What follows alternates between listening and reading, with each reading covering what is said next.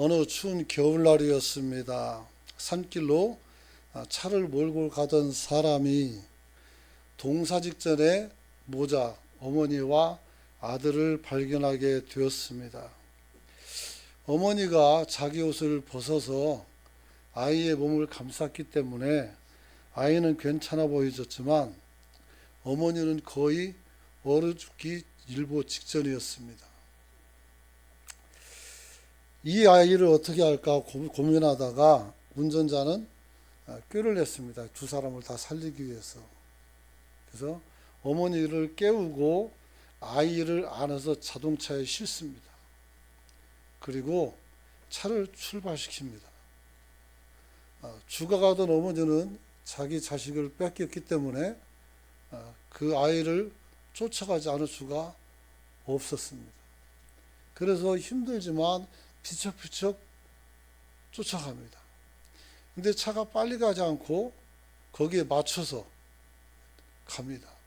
어머니는 할 수 있는 한 차를 따라잡으려고 하고 있었고 기사는 어머니를 떼놓고 가는 것이 아니라 달고 가기 원했던 것이죠.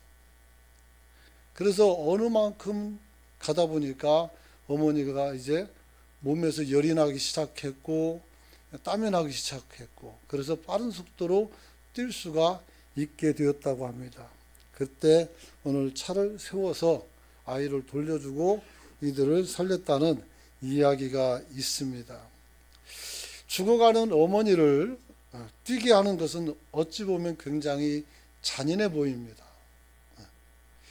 그러나 아들을 지키고자 하는 어머니의 마음을 읽고 그 아들의 어머니를 지키기 위해서 조금 어렵지만 고통스럽지만 그 고통을 감내해서 그도 살고 아들도 살리는 이 기사의 선택은 참으로 좋았다 이렇게 저는 생각을 합니다. 하나님께서도 우리를 정말 사랑하시지만 때때로는 하나님이 나를 떠난 것은 아닌가라는 생각이 들 때가 있을 만큼 하나님께서 우리에게 전혀 관심을 끄는 것 같은 느낌이 있을 수도 있습니다. 우리가 정상적인 사람이라면 그러면 이 은혜를 회복하기 위해서 발버둥을 칩니다. 몸부림을 칩니다. 그러다 보면 어느 순간에 다시 은혜가 회복되어 있는 것을 보게 됩니다. 그래서 하나님께서 충성된 사람들을 연단을 시켜서 그들로 하여금 지금보다 더 나은 삶을 살 수 있도록 이끌어 가시는 줄 믿으시기 바랍니다. 그래서 우리 청년들이 군에 가죠. 군에 가서 지금도 두 명이나 이렇게 복무하고 있는데 그냥 군에 보내는 것이 아니라 군에 가서 거기서 기초 체력에서부터 그 다음에 군사기술을 배우고 익힙니다. 그래서 이 아이들이 이제 군에서 총을 들고 나라를 지킬 수 있는 그런 어떤 능력을 고취시키는 겁니다. 그러나 이 훈련소 그 과정이 생각보다 쉽지가 않아요. 앞으로 가는데 나이 20 먹은 애들이 그 발을 못 맞춰요. 어떤 사람은 손과 발이 같이 올라가가지고 혼나기도 하고 긴장해서 그래요. 평소에 뛰기도 하고 걷기도 하지만 제일 먼저 하는 게 뭐예요? 걷기 운동이에요. 아이들이 태어나서 제일 먼저 뭐 합니까? 젖 먹고 배밀이에다가 기다가 그 다음에 걷는 거예요. 사람이 걷는다는 것은 가장 기초예요. 그걸 가르치는 거예요. 그래서 걷게 하고 그 다음에 뛰게 하고 엎드리게 하고 기게 하고 모든 것이 어렵고 낯설고 피곤합니다. 그러나 그 과정이 있어야 훌륭한 군인이 되고 또 그 복무를 마치고 나와야 사회에서 또 인정받는 사람이 될 수도 있는 것입니다. 사랑하는 성도 여러분, 오늘도 하나님께서는 여전히 우리에게 어렵고 고단한 삶을 주고 있다면 하나님께서 여러분을 포기한 것이 아니라 여러분이 그 고단함을 극복하고 이기기를 기대하고 기다리는 줄 믿으시기 바랍니다. 그런 거죠. 번데기에서 나비가 나올 때 용을 쓴다고 합니다. 저도 영상을 보니까 막 얼마나 애를 쓰는지 몰라요. 그 뚫고 나오느라고. 근데 그게 불쌍하다고 가위로 그 꼬치를 잘라주면 어떻게 돼요? 얘는 땅바닥에 떨어져서 날지를 못해요. 자기 힘으로, 내 능력으로, 내 노력으로 거기서 빠져나와야 날개에 힘이 생기고 하늘을 날 수 있는 나비가 되는 것입니다. 우리도 마찬가지입니다. 하나님을 믿는다는 것은 우리가 하나님께 전적으로 의지한다는 말씀은 우리가 아무 노력도 안 하고 그냥 하나님이 다 해줘서 차려준 밥상만 먹는 그런 얌체 같은 신앙을 하나님은 가르쳐 준 적이 없습니다. 한번 따라잡시다. 일하기 싫은 사람은 먹지도 말라. 이게 하나님 말씀이에요. 아셨습니까? 하나님은 공짜가 없어요. 우리가 의지를 가지고 하나님을 바라보고 그리고 우리가 하나님을 향해서 신앙하면서 그를 따라갈 때 넘어질 때도 있고 자빠질 때도 있어요. 그리고 우리가 스스로 일어나고 또 뛰어야 돼요. 그러나 병들었을 땐 또 하나님이 만져주시고 여러분을 고쳐주기도 하고 또 힘을 주셔서 저와 여러분이 하나님 앞에 서게 되는 줄 믿으시기 바랍니다. 여러분, 저는 지난주에 시편 119편 말씀을 통해서 버림받지 않은 신앙을 구하는 시편 기자의 간절한 기도를 통해서 하나님께 붙들림 받는 복된 삶이 어떤 것인지를 말씀을 드렸어요. 그게 뭐라고 했어요? 시편 119편 8절 보니까 내가 주의 율례를 지키오니 나를 아주 버리지 마옵소서. 내가 하나님의 법을 지킬 테니까 하나님 나를 버리지 마세요.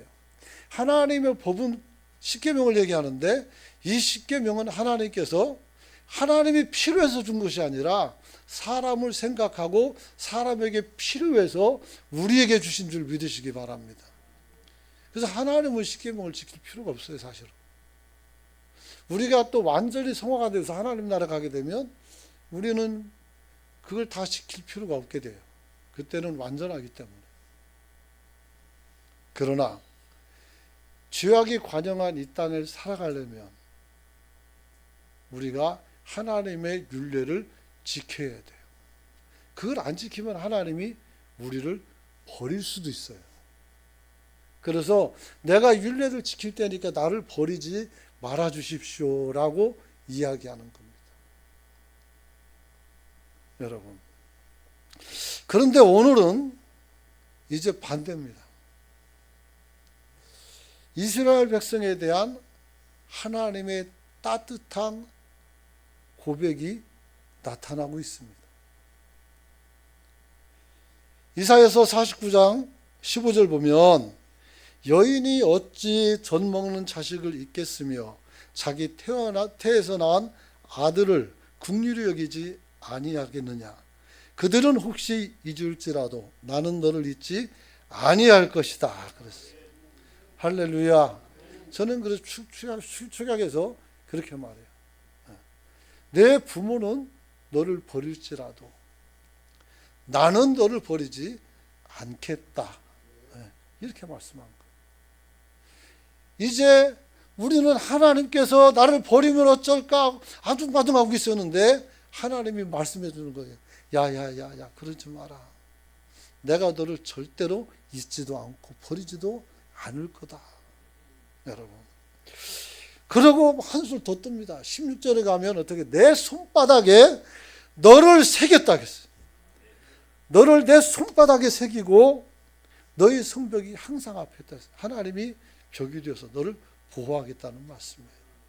이 말씀이 오늘 여러분이 힘을 얻고 여러분이 살아가면서 지쳤던 마음을 위로하는 귀한 말씀이 될 수 있기를 축원합니다.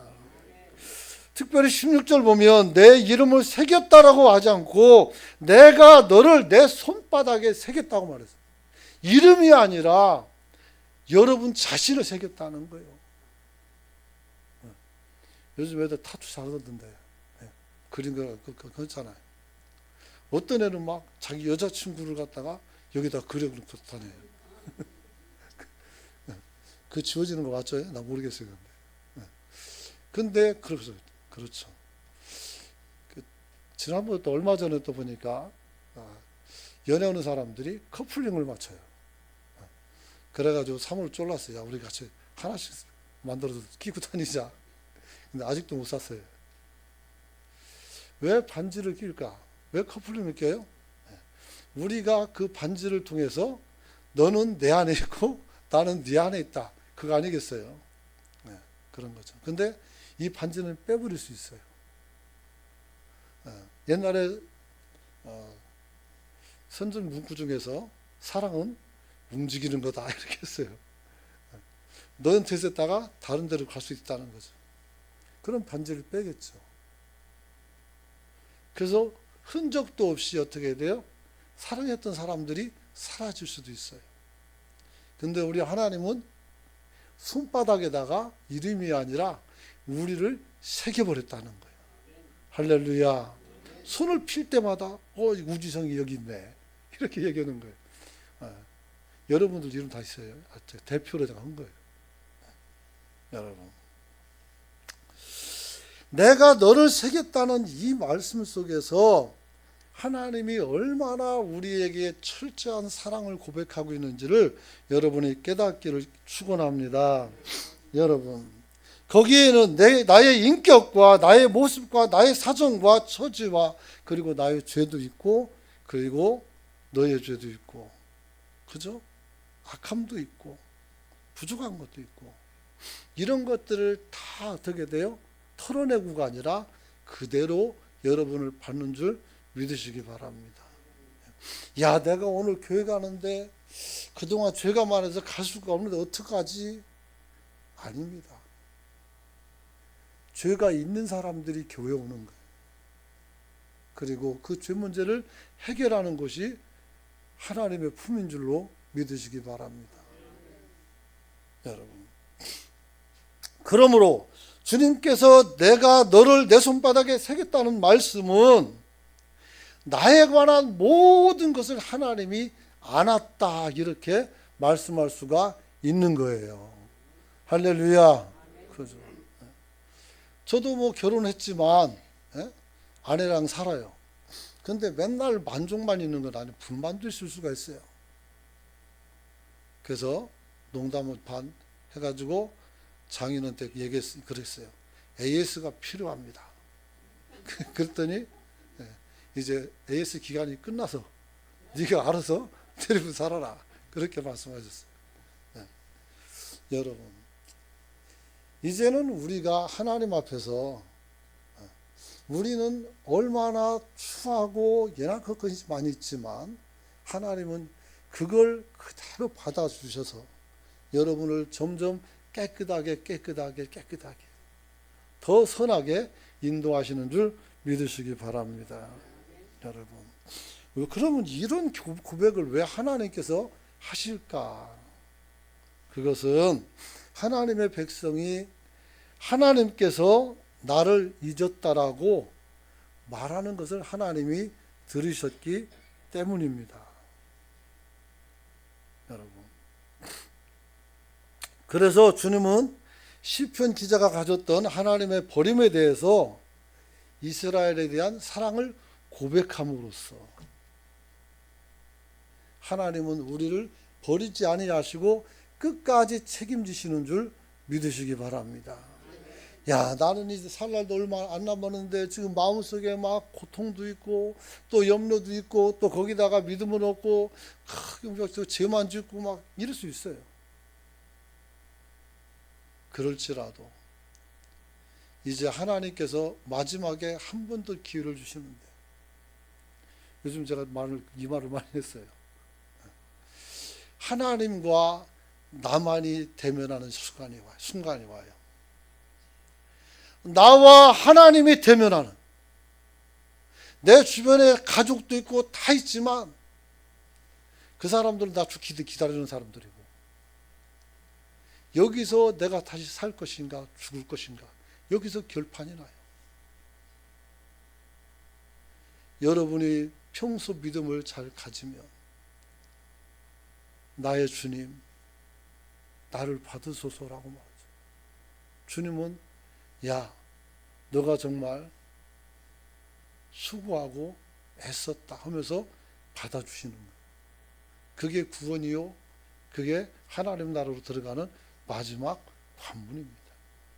그래서 우리는 우리의 인격과 삶을 조금씩 더 순화시키고 더 발전시키고 살아가지만, 그렇다고 해서 죄에서 완전히 벗어날 수는 없어요. 그렇잖아요. 나는 도둑질은 안 해요. 도둑질은 안 해요. 그러나 또 다른 잘못된 것을 가질 수 있어요. 탐할 수도 있어요. 많은 사람들이 살인은 안 해요. 하지만 미움은 가지고 있어요. 형제를 밉다 보면 어떻게, 그것도 살인이라고 했어요. 안타깝죠. 여러분, 그래서 주님께서는 네 부모는 너를 버릴지라도 나는 너를 버리지 않겠다는 말씀을 주시는 거예요. 그리고 내가 너를 손바닥에다 새겼다라고 말씀을 주는 것입니다. 이 말씀은 하나님께서 우리를 잊지 않고 오늘도 여러분을 생각했다는 사실을 기억하시길 축원합니다. 그렇죠.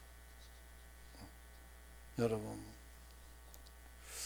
하나님께서는 다시 말하면 우리를 버리지 않으면서 항상 우리에게 지금도 기대를 가지고 있어요.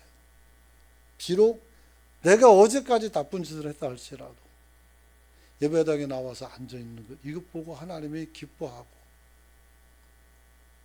또다시 하나님 앞에서 잘못된 길을 가지 말라고 훈계도 주고 역사도 일으키는 줄 믿습니다. 여러분, 그래서 우리 역사를 보게 되면 언제나 하나님의 임재 속에서 찬양하는 사람도 있고 또 반대로 하나님이 나를 잊었다라고 원망하는 사람들도 있다는 것입니다. 14절 말씀 같이 한번 읽어봅니다. 시작. 오직 시온이 이르기를 여호와께서 나를 버리시며 주께서 나를 잊으셨다 하였거니와. 여러분, 오직 시온이 이르기를 여호와께서 나를 버리시고 주께서 나를 잊으셨다 하겠어요. 사람의 탄식이죠. 사람들이 탄식이죠. 하나님이 나를 버렸다는 겁니다. 주님께서 나를 돌아보지 않는다는 것입니다. 이것이 정말 사실이라면 이보다 더 비참한 인생은 없을 것입니다. 세상이 다 나를 버릴지라도 하나님께서 나를 버리지 아니하시고 그 얼굴을 내게를 향해서 들고 계시다면 나는 어떻게 돼요? 세상의 모든 것보다 더 귀중한 것을 가진 자인 줄로 믿으시길 바랍니다. 여러분, 그런 것이죠. 예수님께서 십자가에 달려 죽으실 때 왜 그렇게 절규를 하셨습니까? 자기가 원하던 구원을 이루는 그 과정에서, 그리고 마지막 순간에 왜 예수님은 하나님 앞에 아버지 왜 나를 버리셨냐고 왜 말해야 됩니까? 우리의 죄 때문에 하나님께로부터 완전히 버림받음을 거기서 경험하게 됩니다. 그것이 얼마나 무서운지. 그래서 십자가 위에서 절규하셨던 것입니다. 여러분, 세상에서 가장 두려운 것은 호랭이가 아닙니다. 사람도 아닙니다. 세상에서 가장 두려워할 것은 하나님을 버리는 자와 하나님께 버림받는 자입니다. 하나님을 버리는 자는 자기 의지로 하나님을 떠나는 자요. 하나님을 버리는 자는 얘는 도대체 살 가망이 없구나 해서 포기하는 자예요. 근데 하나님은 오늘 우리에게 너를 내 손바닥에 새겼다고 했어요. 그러니까 도망갈 생각하지 마라 이 말이에요. 여러분, 하나님께서 우리를 완전히 버린다면 갈 곳은 지옥밖에 없기 때문입니다.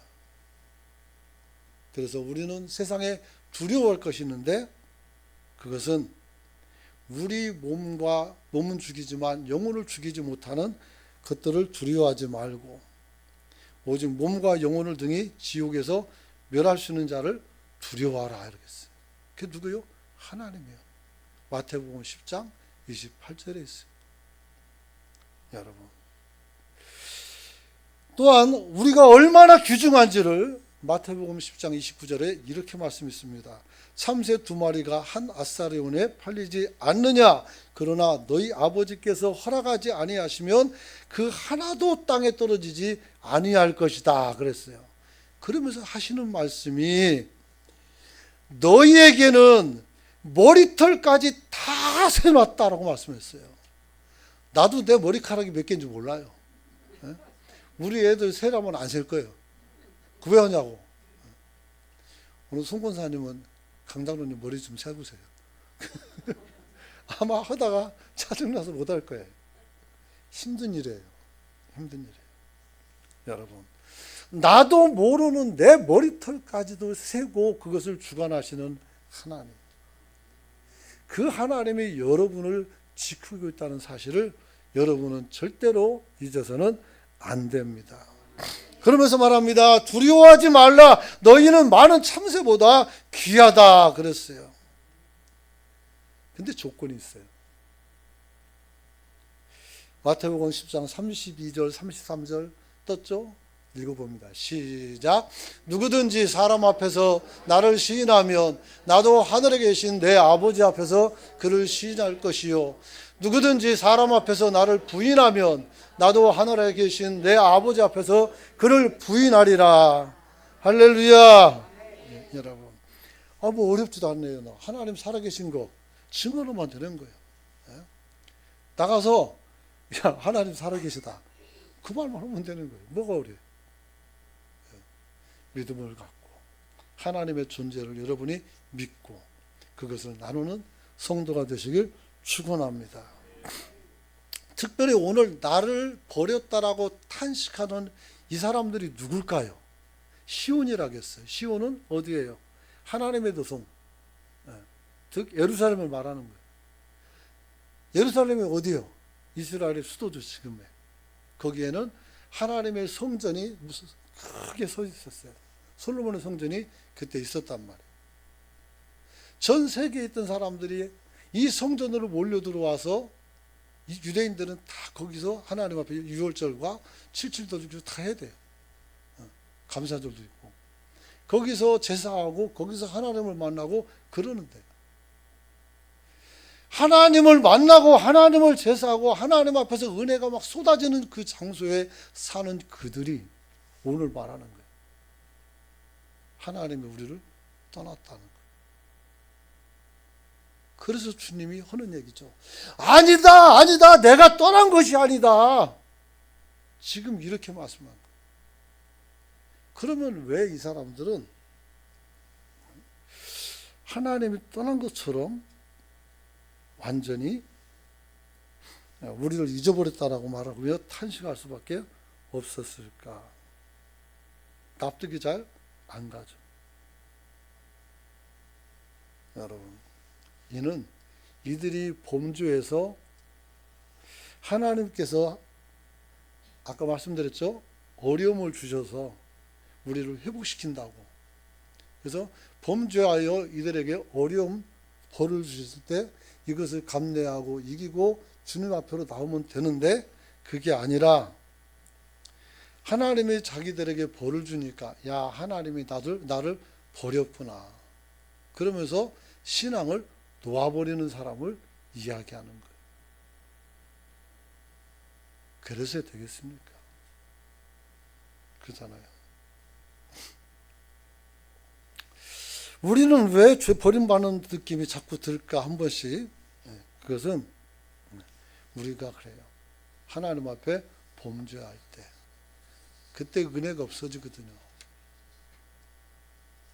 여러분 창세기 3장 9절 보면 하나님께서 아담의 이름을 부르십니다.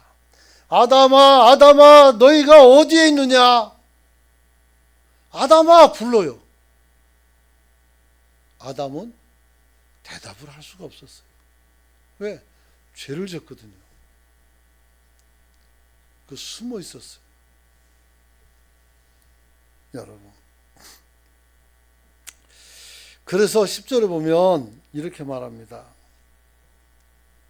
이르되 내가 동산에서 하나님의 소리를 듣고 아담이 범죄한 이후에 뭐라 했어요? 내가 벗었으므로 두려워하여 숨었나이다. 그러면 어제는 그럼 벗고 살았는데 그때는 왜 안 두려웠어요?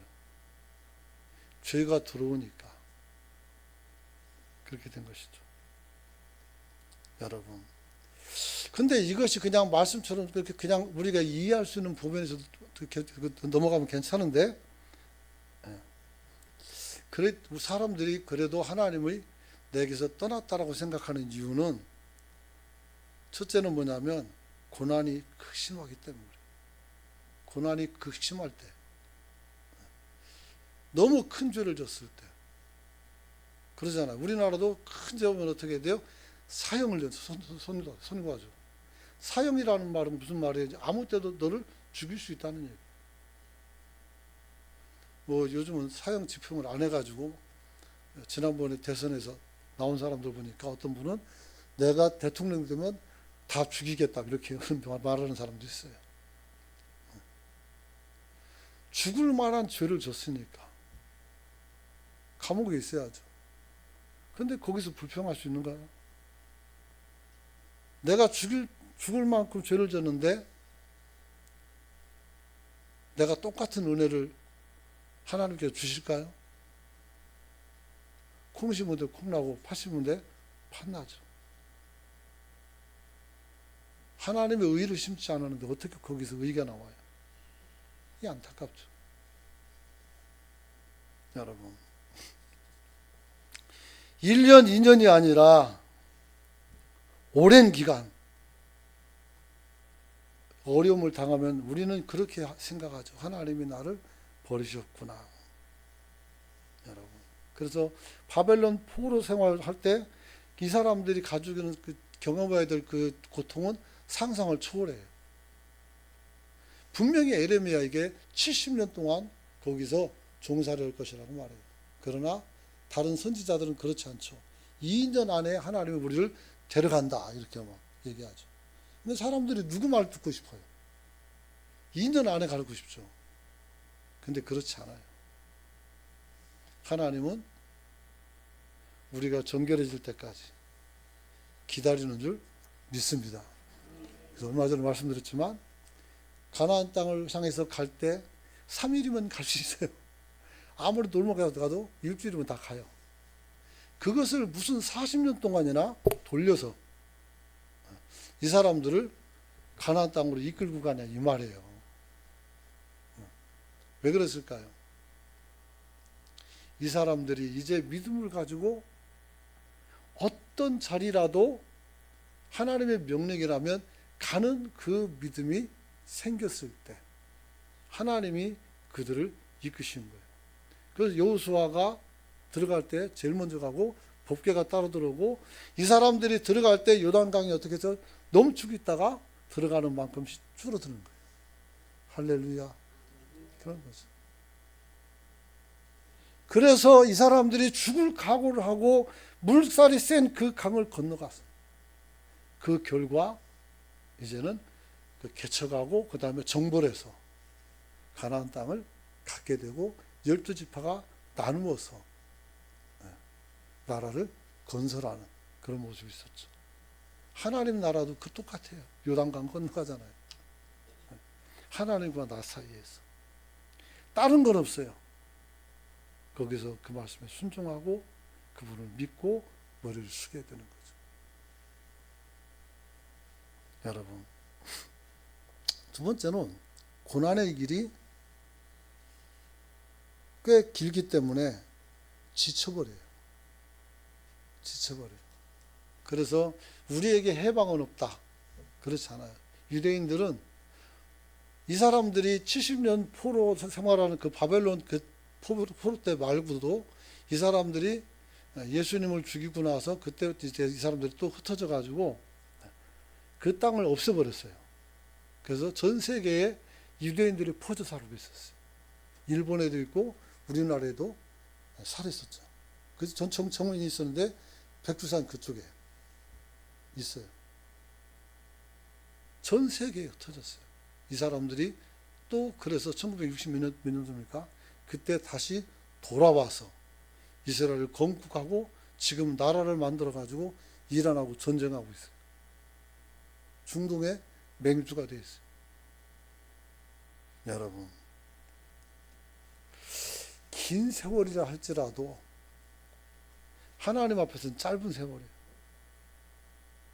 그러므로 우리가 하나님 앞에서 우리가 온전해지는 그 시간 동안에 하나님이 저와 여러분을 연단하고 이끌어 가시는 줄 믿으시기 바랍니다. 그렇죠. 그래서 그리고 세 번째는 하나님의 손길이 우리 앞에 나타나야 되는데 잘 안 나타나는 것 같아요.